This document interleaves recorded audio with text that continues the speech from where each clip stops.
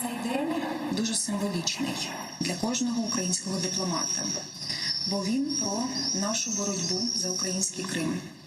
Попри те, що ми піднімаємо прапор сьогодні, цей прапор висить над будинком Міністерства закордонних справ протягом цілого року.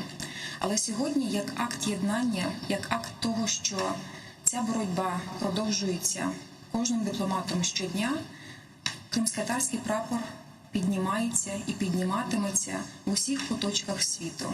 Над більшою ніж сотня українських амбасад і представництв в десятках різних країн світу. І сьогодні мене запитували, чим є символічний цей день.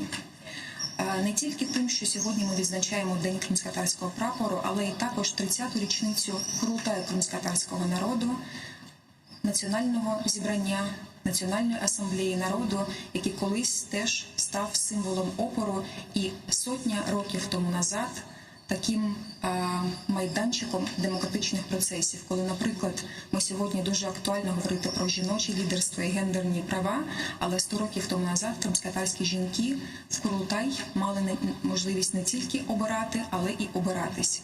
І тому мені здається, що дуже важливо інтегрувати ті демократичні практики, як то ненасильницький опір.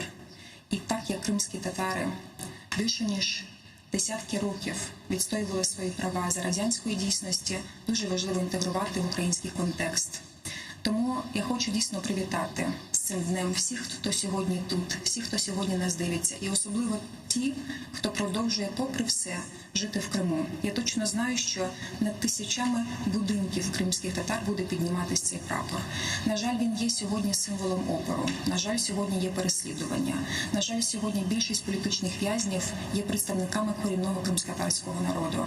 Але тому і ми перед собою на доручення міністра закордонних справ Дмитра Кулеби, на виконання задач, які ставить президент України Володимир Зеленський, ставимо амбітні плани, зокрема Кримська платформа, майданчик, де ми плануємо консолідувати увагу і міжнародну спільноту, і ті задачі, які ми виставляємо як пріоритети: міжнародна безпека, права людини, міжнародне гуманітарне право, екологія, економіка і захист корінного народу кримських татар. І дійсно ми дуже раді, що президент України виніс на розгляд парламенту невідкладний законопроект про корінні народи, який має стати теж символом захисту кримських татар. І про це важливо казати не тільки в цей день, коли ми відзначаємо прапор, День прапору і піднімаємо цей прапор, але і протягом року.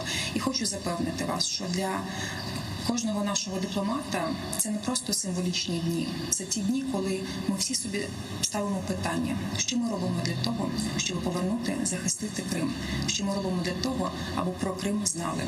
Дякую вам за увагу.